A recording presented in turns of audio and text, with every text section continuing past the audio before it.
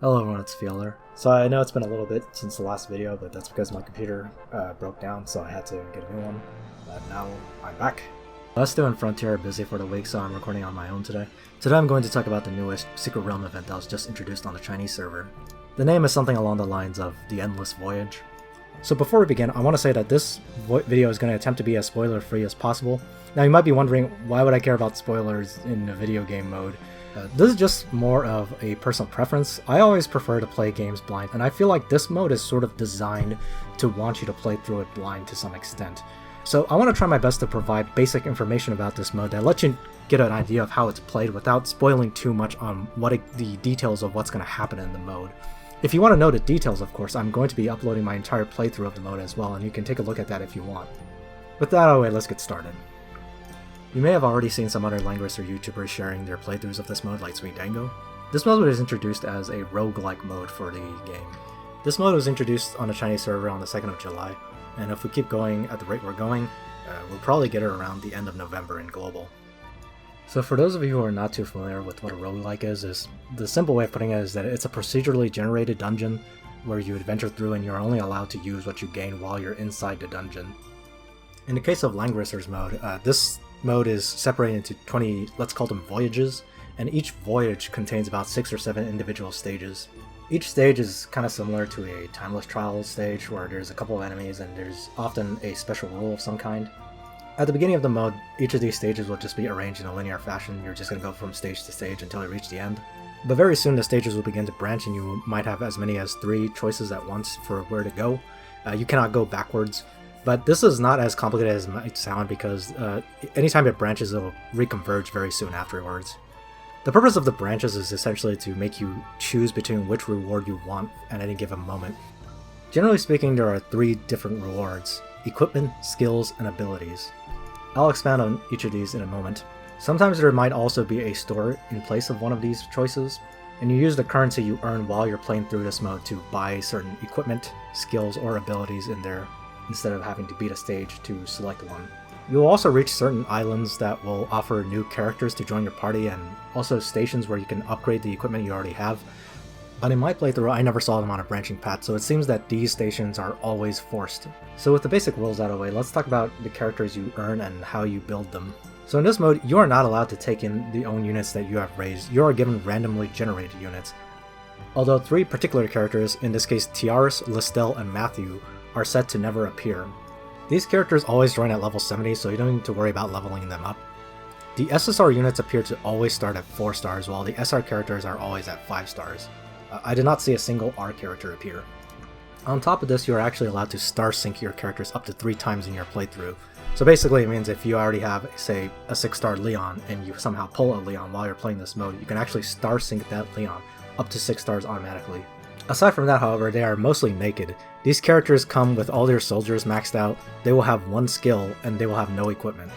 You can, however, change the character's class at any time you want. Now, at the beginning of the mode, you get basically a choice of one of 3 characters. It's like a starter Pokemon.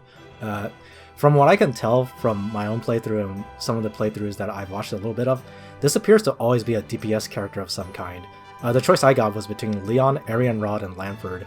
You'll get a second character about 2 stages into the mode, and this appears to always be a tank. I got a choice between Betty, Vargas, and Freya myself.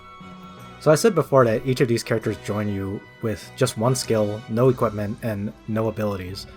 However, in this mode, you will be able to gain skills and abilities as you clear stages, and any character can learn any skill and any ability.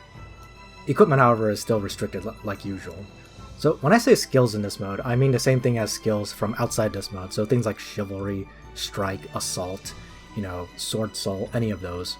You're limited by the cost of these skills and the 3 skill slots as you are outside this mode, and any character can only learn up to a total of 6 skills. And when I say abilities, I mean a type of ability that's actually unique to this mode.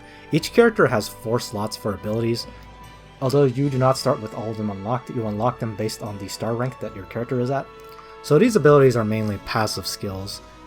You can get simple effects like +% defense, or enchant set effects, for example Clock, and you can even equip entire separate hero talents onto characters, so characters can actually have up to 5 talents at once, if you somehow get that many, that is.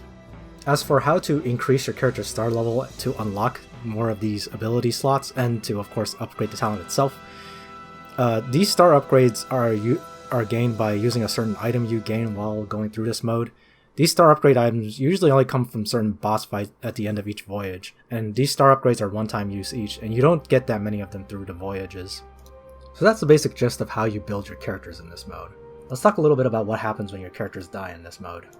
As the roguelike moniker might suggest, when characters die in this mode, they will be permanently dead for the duration of a voyage, but unlike other roguelikes, this is actually quite forgiving because if you finish the voyage, as in you beat the set of stages and beat the boss, you actually automatically revive all your characters.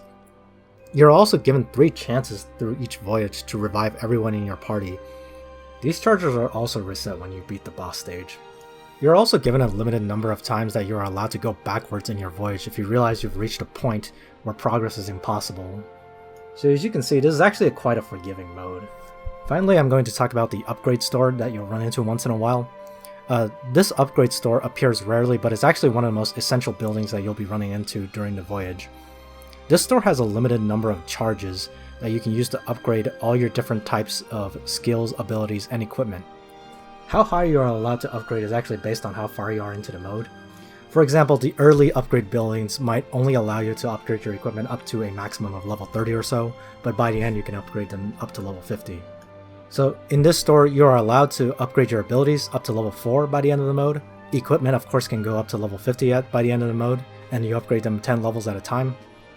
There is finally one last upgrade, which is cost increase, which allows you to increase the maximum skill cost that your characters can hold. As it is with characters outside this mode, you are allowed to at first to have only 5 skill points at most. You can actually upgrade up to 9 skill points in this mode. What this means is that you can actually, by the end of the mode, equip 3 3-cost skills on one character if you so desired. Finally, I'm going to show you what the rewards for this mode are. I'm not going to go through all of them one by one because there's a lot of rewards and you don't want me to sit here and just read the whole thing out loud to you. You could probably just pause the video and take a closer look if you want. But as you can see, it's pretty standard rewards, red ore, Trinity vouchers, skin vouchers, Aniki materials. It's all pretty nice rewards for a mode that I found relatively easy. And with that, that's pretty much the basics of this mode covered. If you want to know even more about this mode, I'm going to be uploading my entire playthrough, as I said.